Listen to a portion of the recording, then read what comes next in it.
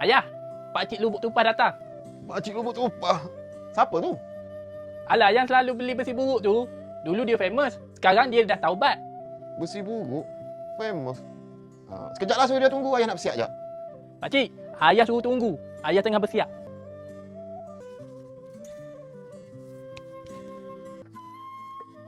Oh, kau Papa Jahat. Aku ingatkan siapa tadi. Ya, cu. Akulah. Ada apa ni? Aku macam biasalah.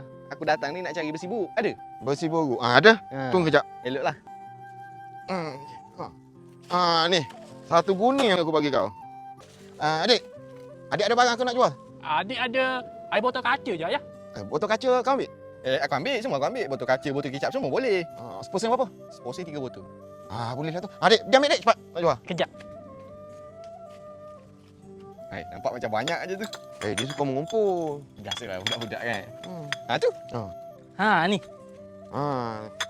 Ada berapa dek? Ada 12. 12. 4 sen lah kan? Tu tapi tak apalah, cukupkan lah, langsam lah. Aku bagi 3 sen. Boleh lah. Adik nak duit ke nak barang? Adik nak duit ya? Nak duit. Bagi duit lah dia. Jangan beli yang bukan-bukan pula. Aku punya berapa ni? Sekejap aku kira sekejap. 5 ounce. 5 ounce boleh lah. Kau punya ni nak barang ke nak duit? Barang lah. Barang. Apa ada? Kau tengok lah sendiri. Ni aku nak ni.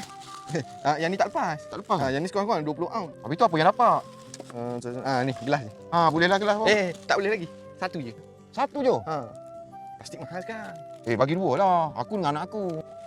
Satu je kalau kira. Makan modal kalau 2. Macam ni lah. Bagi G-Shock. G-Shock? Gelas? Gelas 2. Boleh lah. Hantar kau ni. Okey lah. Okey. Sekejap.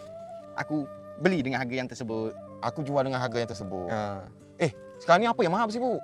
Kau nak kira tembaga lah mahal. Ayah, tembaga tu apa? Tembaga tu lah yang kat dalam wire tu, besi warna kuning tu. Ada dalam rumah kita? Ada lah. Mahal. Masyuk tu kalau kau ada. Kalau ada nanti raja-raja. Okey. Beres. Okey. Mahal tu. Cu. Assalamualaikum. Alah. Kenapa lampu rumah aku rosak? Mana pergi wire rumah aku? Adik! Wire rumah kat mana? Adik jual lah. Apa? Kenapa adik jual? Adik jual lah. Tembaga kan mahal. Jual tembaga baru cepat kaya ya. Adik jual kat siapa? Dekat Pakcik Lubuk Tumpah tadi lah. Mana dia? Dia dah nak balik dah. Papa Jahat, tunggu! Aku nak balik wire rumah aku!